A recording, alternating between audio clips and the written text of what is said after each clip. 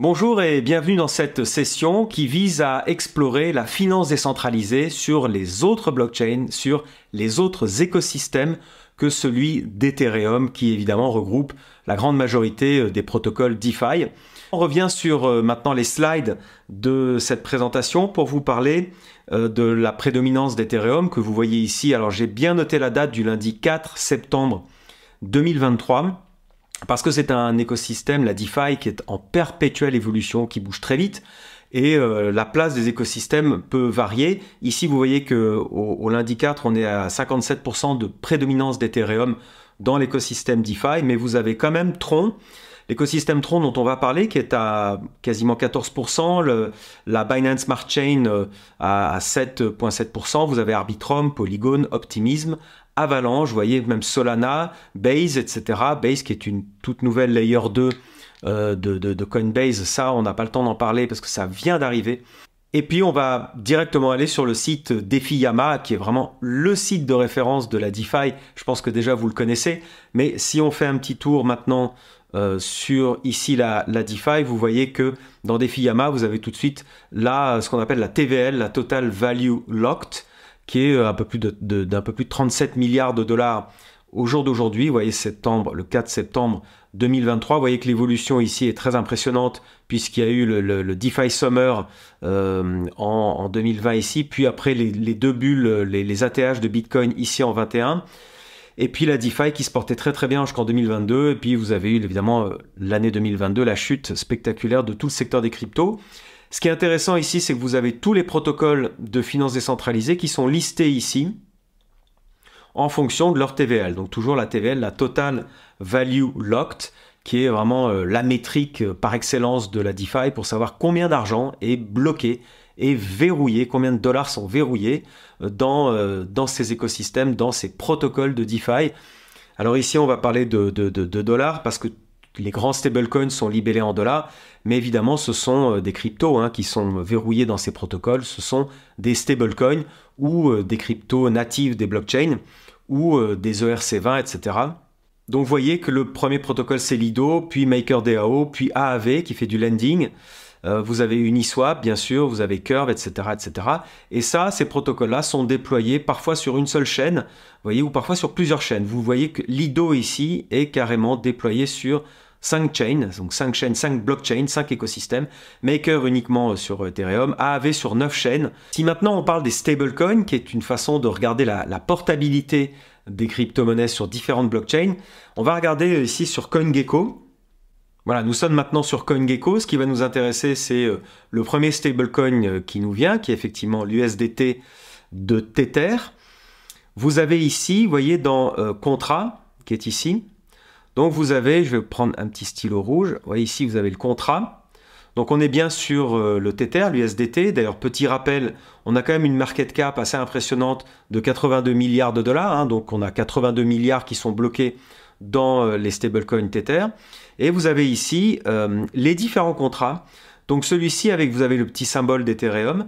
Ça, c'est le contrat, donc le smart contract qui vous permet d'interagir avec l'USDT sur Ethereum. Mais vous avez ici le contrat sur Solana, vous voyez. Vous avez le contrat sur la Gnosis Chain, sur Polygon ZKEVM. Vous l'avez aussi sur la BNB Smart Chain. Vous l'avez sur Polygon Proof of Stake ici. Vous l'avez sur Arbitrum, etc., sur Optimism. Vous voyez le nombre impressionnant de blockchains, voilà, sur Phantom, sur Moonbeam, sur le nombre de blockchains et sur Tron aussi, sur lequel le stablecoin USDT a été déployé. Donc, quand vous interagissez avec des dApps, donc des applications décentralisées, faites toujours attention de bien copier-coller le bon contrat, surtout quand vous faites un swap, pour ne pas qu'il y ait des fausses cryptos, des faux stablecoins qui viennent s'intercaler dans vos différents échanges. Donc pour vous montrer que les développeurs de stablecoins utilisent un maximum toutes les grandes chaînes, toutes les grandes blockchains, tous les grands écosystèmes pour proposer leur stablecoin afin d'interagir au mieux avec toutes les dApps, les protocoles de DeFi. Alors pareil, là je suis sur l'USDC, l'USD Coin, donc de Circle. Vous avez une market cap ici bien inférieure qui est de 26 milliards. Et pareil ici, vous avez la liste des contrats, donc des smart contracts. qui vous permettent d'interagir avec de l'USDC sur les différentes chaînes. Vous voyez, maintenant vous avez Base, vous avez la chaîne Tron, toujours la BNB Smart Chain, Polygon Proof of Stake, Phantom, Arbitrum. Vous voyez, vous avez Optimism, je regarde, même j'en découvre encore, je ne savais pas qu'il y avait autant de chaînes pour l'USDC non plus. Donc c'est vraiment impressionnant, vous avez même une Dodge Chain maintenant. C'est pour vous dire que la finance décentralisée se développe. Quand on voit quand les stablecoins se développent sur d'autres blockchains, c'est donc que la DeFi va arriver sur ces blockchains. Parce que, comme vous le savez, le stablecoin est la cheville ouvrière, la pierre angulaire de la plupart des protocoles DeFi. On va quand même faire un petit détour maintenant sur l'écosystème de Cosmos. Vous savez, Cosmos, c'est un peu comme Polkadot, c'est la blockchain des blockchains. Cosmos, c'est un vaste écosystème qui permet de développer vos propres blockchains. Donc cet écosystème est très vaste et on interagit avec Cosmos via le wallet Keplr que je vais vous montrer maintenant. Alors bien sûr, comme toujours, il y a d'autres wallets, mais le wallet Keplr est vraiment le plus utilisé, le plus célèbre. Donc j'ouvre mon Keplr qui est un add-on sur mon navigateur Chrome, donc je mets le mot de passe. Voilà, j'arrive sur Keplr, vous voyez qu'ici, le premier lien le plus évident, c'est Manage Portfolio in Keplr Dashboard. Donc Keplr va vous proposer un dashboard qui va vous permettre de gérer le stacking sur l'écosystème Cosmos. Donc par exemple, ici à gauche, je clique sur le Cosmos Hub. Je vais vous prendre mon petit crayon rouge. Vous voyez que je suis bien identifié ici avec le nombre d'atomes que j'ai. Donc au départ, j'ai staké 200 atomes ici. Donc il y a maintenant quelques mois, plusieurs mois, de nombreux mois. J'ai ma balance ici en atomes, j'en ai quasiment plus dans le wallet. Pourquoi? Parce que je les ai bloqués en stacking sur une pool de stacking que je vais vous montrer maintenant. Et j'ai donc des atomes que je dois claimer en cliquant sur le bouton claim. Donc j'ai récupéré, j'ai gagné par le fait d'avoir stacké mes atomes, j'ai gagné 25 atomes pour l'équivalent de 170 $. Comment j'ai fait ça? Ici, je suis allé sur un validateur qui s'appelle Meria. Donc Meria est assez connu dans l'écosystème parce que c'est Owen Simonin, donc Asher, le célèbre Asher qui a lancé cette boîte avec d'autres associés. Donc Meria me propose ici de stacker mes atomes avec un APR, donc ça s'appelle un Annual Percentage Rate de 18,5%. Donc c'est un rendement annuel qui évidemment va être fluctuant. Vous le savez, les APR sont extrêmement fluctuants, hein. C'est jamais garanti à l'année, mais c'est quand même une rémunération intéressante. Donc c'est pour ça que j'ai été sensibilisé, que j'ai été incité à stacker mes atomes, parce que mes atomes, je les garde bien précieusement, parce que ça fait partie de mon fonds de portefeuille. Et j'attends effectivement lors d'un prochain bull run pour pouvoir soit vendre une partie, en garder, etc. En attendant, je stack mes atomes. Ici, vous avez plusieurs validateurs. Vous avez la liste des validateurs qui vous proposent de stacker, donc de bloquer, de verrouiller vos atomes pour que eux aussi puissent avoir une puissance de validation supérieure et pouvoir valider les blocs de la blockchain Atom, des blockchains Atom plus facilement. Vous avez ici Coinbase qui vous propose, il faut cliquer maintenant ici sur l'APR, vous avez un APR de 15%. Si vous regardez par exemple des validateurs, ouais, Kraken, effectivement, validateur. Donc là, quand vous voyez 0%, c'est que Kraken a stoppé le stacking d'Atom. C'est évidemment en lien avec les injonctions de la SEC, le gendarme de la bourse américaine, qui a demandé aux grands exchanges d'arrêter le stacking. Donc il y en a qui continuent, mais Kraken a voulu se mettre en retrait. Vous avez ici, pourquoi pas ici, Figment, avec un APR de 17%. Vous avez, si je cherche par exemple Ledger, qui propose un APR de 17%. Ledger, évidemment, la célèbre clé, le célèbre cold wallet. Vous avez Swiss Stacking, etc., 18%, etc., etc. Donc ça, c'est la façon la plus simple de stacker, de découvrir la finance décentralisée sur Cosmos. Vous avez pareil pour Osmosis, hein, qui est une des blockchains de l'écosystème Cosmos. Ici, j'ai stacké 2313 Osmo et j'ai récupéré 165 Osmo que je peux aller claim. Concernant cette fois la DeFi sur la Binance Smart Chain, la BSC, le protocole, la dApps la plus célèbre, le protocole de DeFi le plus célèbre sur cette chaîne, c'est PancakeSwap, et qui va vous proposer donc du liquid staking. Et là, on va rentrer dans le principe du liquid staking. Ici, je me retrouve sur pancakeswap.finance. voyez que tous les protocoles vous alertent, et j'en profite pour vous alerter à nouveau sur le fait que bien souvent, sur Google, quand on va taper PancakeSwap ou DefiYama par exemple, il y a des petits malins qui vont payer des boosts, donc ils vont booster leur site de scam, qui vont les mettre en premier avec des AdWords. Donc ça va être de la publicité payante sur Google, et Google ne va pas vérifier ça et va vous mettre un faux site DefiYama, un faux site PancakeSwap en première réponse. Si vous ne faites pas attention, vous allez cliquer là-dessus et vous arriverez sur un faux site PancakeSwap qui va vous demander de vous connecter, de connecter votre wallet, et là, vos cryptos seront siphonnés parce que vous serez sur un site de scam. Donc les scams d'ailleurs fera l'objet aussi d'une session de formation, mais j'en profite pour vous alerter à nouveau. Ici sur PancakeSwap, bien sûr, on a à droite le Connect Wallet, et j'ai tout un choix de wallet comme d'habitude. Donc je vais cliquer sur MetaMask qui va ouvrir mon MetaMask. Donc je mets mon mot de passe. Vous voyez que MetaMask souhaite switcher de network parce qu'il était sur Ethereum. Donc je vais accepter de switcher du mainnet Ethereum vers la BNB, donc la BNB Smart Chain. Voilà, je me retrouve ici avec mon wallet qui est ici connecté sur la BNB Smart Chain. J'ai ici quelques BNB, je regarde les tokens. Voilà, j'ai ici quelques tokens. J'ai du PancakeSwap, mais qui est locké dans une pool de liquidité. Et ici, vous voyez qu'on a des pools de liquidité, ici. Donc, par exemple, j'ai du Cake, qui est le token de PancakeSwap, qui est ici locké pendant 52 semaines. Donc, pendant un an, j'ai locké du Cake avec un yield donc j'ai un yield de 21 fois, et puis j'ai un APR à 7,60%. Ici, je pourrais unlocker dans 162 jours. En attendant, je perçois du Cake. Vous voyez, j'ai du Cake Profit, donc j'ai 63 cakes qui sont arrivés en profit. Vous pouvez aussi stacker différents types de crypto-monnaies, et puis vous avez aussi du liquid staking qui vous permet donc d'abonder dans une pool de liquidité, donc avec deux paires, hein, une paire de Wrapped ETH et de l'Ether, et puis vous récupérez, comme pour le protocole Lido, vous récupérez un nouveau token qui s'appelle un LP token, un Liquidity Provider token, que vous allez pouvoir à nouveau stacker pour générer du rendement. Donc c'est un token qui représente une preuve de dépôt et qui vous permet d'interagir avec d'autres protocoles. Abordons à présent ensemble la DeFi sur Solana, donc l'écosystème Solana. Vous le savez, Solana a été présenté comme l'Ethereum Killer, une Layer 1, qui reprend un peu du poil de la bête depuis la chute de FTX et qui a subi de plein fouet le bear market de 2022. On va regarder donc sa TVL sur DefiYama, la Total Value Locked. On va regarder un petit peu le stacking sur le protocole Marinade, qui est sur Solana.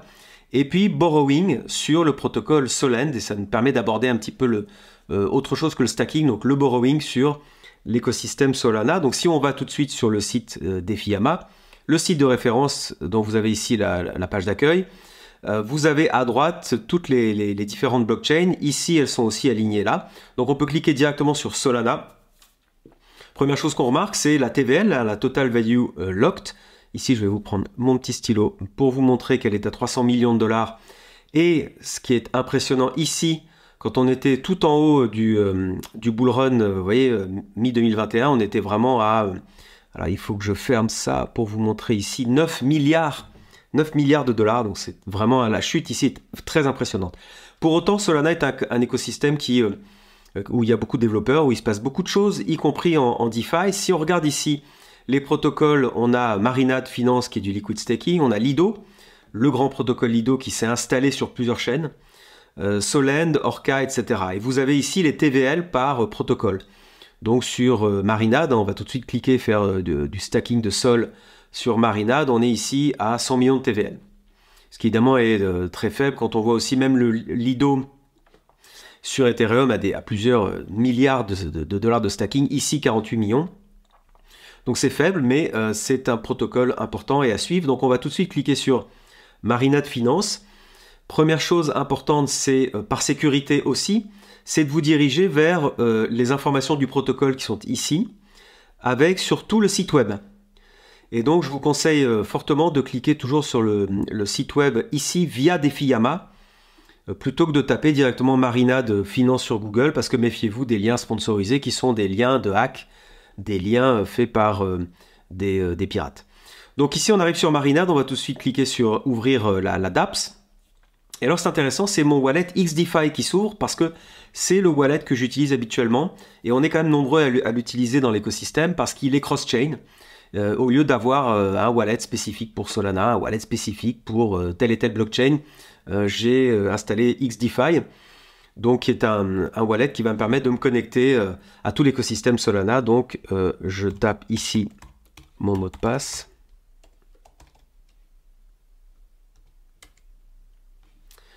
Voilà, donc je suis rentré dans ici l'écosystème Marinade. Mon wallet est bien reconnu.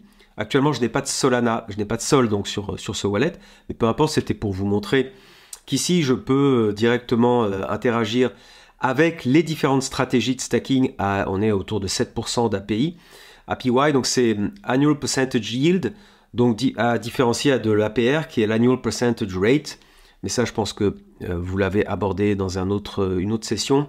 On est à 7,53, etc. Donc, il suffit de cliquer sur Stake. Et puis, je balance ici, j'installe les Solana que j'ai. Ici, j'en ai pas. Mais automatiquement, je serai en position de stacking. Ici, j'obtiendrai donc, vous voyez, quand vous voyez Liquid Staking, j'obtiendrai un LP token, donc un Liquid Provider Token, une preuve de dépôt qui me permettra ensuite d'avoir un nouveau token que je pourrai aussi farmer pour obtenir plus de rendement.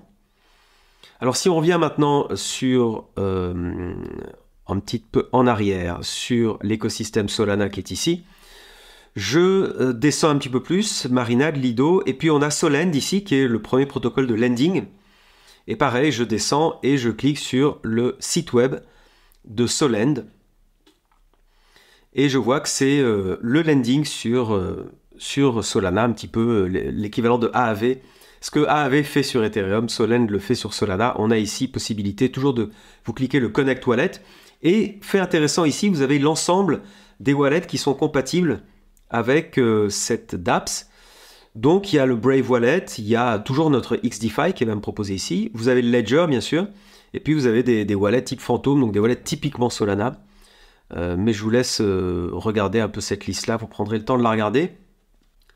Je connecte ici mon XDeFi, je fais Next, je sélecte donc le wallet. Donc ici, je suis dans les main pools de Solend. On va s'intéresser à la première qui est évidemment celle concernant le token natif de la blockchain, qui est le Sol. Et ici, je peux vous montrer avec le petit crayon, voilà, j'ai un total borrow. Donc actuellement, ce sont le nombre de Sol. Donc vous voyez, il y a un petit peu plus d'1 million de Solana qui sont actuellement prêtés. Moi, je peux prêter du Solana et j'ai un retour de 4,39%, ce qui est quand même pas mal. Et puis si maintenant je clique, je vais vous montrer, je clique sur, voilà, sur Borrow. Donc je peux effectivement Borrow, Withdraw, Repay et surtout Supply. Donc je dépose ici du collatéral. Une fois que j'aurai déposé du collatéral, je pourrai emprunter sur une certaine valeur par rapport à mon collatéral. Donc voilà, ensuite vous avez d'autres types d'assets, l'USDC, l'USDT évidemment. Vous avez aussi des pools qui sont appelés UXD pools, donc qui contiennent des tokens de gouvernance. Je vous laisserai le temps de regarder ça. Pour l'instant, on avance sur l'autre écosystème. Alors maintenant, concernant la DeFi sur l'écosystème Tron, qui est un écosystème qui est peu connu, on va dire peu répandu dans les médias crypto, alors qu'il y a une TVL qui est assez intéressante. On va tout de suite regarder sur DeFiYama la TVL sur Tron qui est ici. On est quand même sur du 5 milliards, donc vous voyez qu'on est quand même beaucoup plus haut que les autres protocoles qu'on vient de voir à l'instant. Donc Tron, on est sur 5 milliards. Si on regarde en 2021, on était 3 milliards, puis 6 milliards. Donc on peut dire que Tron, si vous regardez ici, maintient quand même son statut, son standard, maintient sa TVL, ce qui est assez remarquable dans cette période vraiment troublée de bear market. Ici, on a une total value log, donc 5,5 milliards. Et puis, on descend, on regarde les dApps, les protocoles de DeFi, et puis on tombe sur JustLend, où il y a quand même 3 milliards de TVL sur du lending. Donc, on va cliquer sur JustLend, voilà, qui nous confirme 3,6 milliards de TVL, ce qui est quand même très beau. Et puis, on va cliquer sur le site web de cette dApps, JustLend. Donc là, une petite pub, évidemment, c'est normal. Voilà, Just Lend and Borrow in the Decentralized Platform. Donc, vous voyez ici, la TVL est confirmée sur du 3 milliards 800 millions. On va tout de suite faire un Launch App. Et on va connecter notre wallet. Et vous voyez qu'ici, on a un choix très limité. On a le Tron Link, le Wallet Connect. Donc, Wallet Connect, si vous cherchez, ça peut vous permettre de connecter ici d'autres types de wallets, comme Zerion, le Ledger. Il y en a un certain nombre ici. Vous voyez, MetaWallet, alors il y en a pas mal que je ne connais pas. Ici, vous n'avez pas le XDeFi. On peut faire une recherche quand même ici. Mais XDeFi n'est pas un wallet qui est reconnu. Donc, il y a aussi celui de Ledger. Donc, on va simplement regarder ici comment ça fonctionne. Vous avez la supply à APY. Donc, si vous déposez du Tron en collatéral, vous êtes récompensé à 2,39%. Et en revanche, quand vous en empruntez, vous avez un taux d'emprunt, un taux d'usure, hein, comme à la banque, de 6,23% que vous devez rembourser, évidemment, au protocole. Vous avez aussi un système de stake pour booster vos rendements. Et donc, voilà tous les tokens ici qui sont proposés en collatéral, que vous pouvez déposer ici en collatéral pour ensuite emprunter soit le même token, soit d'autres tokens, évidemment. Donc, moi, ce que je fais, je dépose toujours en collatéral un token volatile, une crypto volatile comme Tron ou le BitTorrent, etc. Et j'emprunte du stablecoin pour ne pas avoir de risque sur mes emprunts, pour ne pas avoir un risque d'inflation sur le token que je dois rembourser. Donc voilà, on a fait un petit tour rapide sur Just Lend. On revient aussi sur le protocole Tron, qui vous propose aussi d'autres dApps, avec quand même pas mal, 1 milliard de TVL ici, et puis des TVL assez intéressantes ici. Mais évidemment, plus on descend, et plus la TVL chute. Abordons à présent la DeFi sur Bitcoin, et c'est là où c'est vraiment étonnant, parce que Bitcoin est par essence un protocole, une blockchain, qui ne permet pas de faire des smart contracts, qui ne permet pas tout ce que permet Ethereum, ou tout ce que permettent toutes les autres blockchains en proof of stake, comme on l'a vu. Bitcoin est étonnamment une blockchain sur laquelle on peut faire reposer des protocoles de finance décentralisés. On va regarder tout de suite le principal protocole, la principale blockchain qui s'appelle Stacks. Et cette blockchain, qui a vraiment une très grande ambition, est reliée à Bitcoin. Elle repose sur Bitcoin. On va regarder ici d'abord le slide qui nous permet de comprendre que cette blockchain Stacks permet effectivement, comme toutes les blockchains, de valider des transactions dans des blocs, mais à chaque fois, chaque transaction, chaque bloc s'installe et est validé par la blockchain Bitcoin.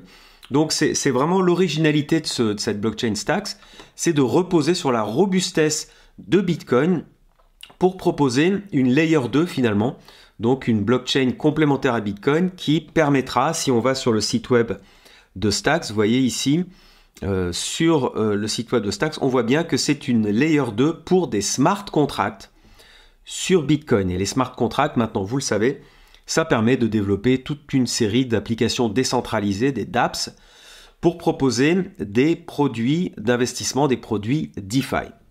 Si on regarde un petit peu maintenant, vous avez le mécanisme de consensus qui s'appelle le Proof of Transfer. Donc là, on l'a vu rapidement, mais on n'a pas le temps d'expliquer, mais c'est un nouveau mécanisme de consensus.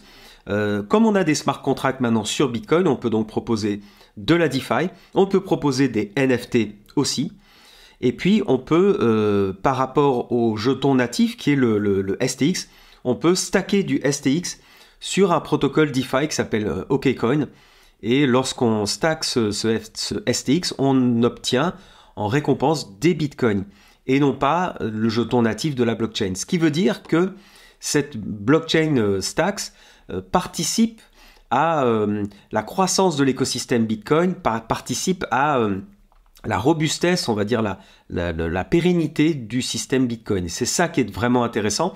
D'ailleurs, Stacks envoie aussi de l'argent, des dons aux développeurs Bitcoin. Donc on peut dire que ces deux blockchains marchent vraiment main dans la main et il n'est pas question de concurrence. Au contraire, il est question pour Stacks de proposer des services complémentaires à la blockchain Bitcoin et c'est ça qui est vraiment intéressant. Alors vous avez d'autres solutions aussi sur Bitcoin, comme par exemple Alex Protocol ici, on est sur leur site web, où on peut, vous voyez, proposer de la finance sur Bitcoin. Et comment ça fonctionne? Ça fonctionne sur des BRC20. Donc ça, c'est un nouveau type de token totalement adossé au Bitcoin. Vous avez des launchpads. Vous avez moyen aussi donc de faire des swaps, de faire du trade, de faire donc des launchpads, donc de lancer des nouveaux projets sur cette blockchain. Et vous avez possibilité après de découvrir tout un large écosystème pour interagir avec des solutions DeFi. On peut rapidement parler aussi du protocole Zest, qui est aussi du liquidity mining sur Bitcoin. Donc ça, c'est un protocole très récent. Tout ce que je vous montre là, c'est effectivement assez récent. Ça date d'il y a quelques mois et ça se développe très vite. Donc ici, vous avez le mainnet de Zest qui vous permet ensuite d'amener de la liquidité et donc d'obtenir des yields. Vous devez vous connecter avec un wallet qui est bien spécifique, qui s'appelait avant le Hero Wallet, mais je vois maintenant le Hero Wallet et maintenant s'appelle le Leather Wallet. Et vous voyez que c'est le Bitcoin Wallet pour le reste des transactions. On connaît bien le Lightning Network pour échanger du Bitcoin rapidement, qui est un Layer 2 aussi, le Lightning Network.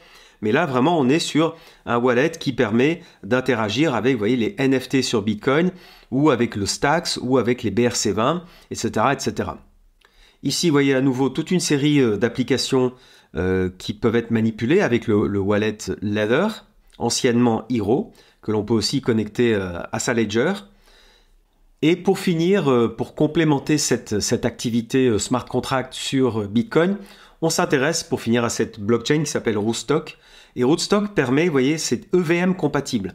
Donc ce sont des smart contracts. Donc c'est bâti sur Bitcoin, ce sont des smart contracts, mais EVM compatible. EVM, pour rappel, c'est Ethereum Virtual Machine, ce qui veut dire qu'on peut se connecter avec son MetaMask. Dans l'écosystème Rootstock, il y a toute une série de dApps, applications décentralisées. Ici, vous voyez, d'ailleurs, ce petit graphique vous montre un peu les layers 2 ici, qui sont sur Bitcoin. On a parlé de Stacks. Maintenant, on va parler de Rootstock, mais vous voyez qu'il y a aussi Liquid Network. Et vous avez à droite les DeFi protocoles. Donc, sur Rootstock, vous avez un protocole qui s'appelle Sovereign. Et si on va sur Sovereign, donc vous le tapez dans Google, faites bien attention de cliquer sur le lien, un lien correct et valide qui est sovereign.app. Et lorsqu'on va sur le site web de Sovereign, vous allez voir que si on clique sur Get Started, alors on peut connecter ici un browser wallet qui est son MetaMask. Donc je vais taper mon mot de passe. Et voilà, je connecte directement mon MetaMask sur Sovereign. Je dois effectivement switcher le network. Voilà, donc je viens de connecter mon MetaMask sur le bon réseau, sur la bonne chaîne qui est la chaîne Rootstock. Ici, je n'ai pas encore de RBTC, mais je peux effectivement, ici, mon wallet est reconnu. Donc, je peux tout à fait faire du borrowing ici ou du earn. Donc, je peux par exemple emprunter des tokens pour générer du rendement ou pour en emprunter d'autres. Ici, j'ai aussi du lend, j'ai du stability pool et j'ai du stacking. Donc, vous voyez, c'est un protocole qui imite un peu ce que peut faire Aave, etc. sur la blockchain Bitcoin qui valide l'ensemble de ces processus. Voilà, je vous remercie d'avoir suivi cette session. J'espère que le tour d'horizon a été complet.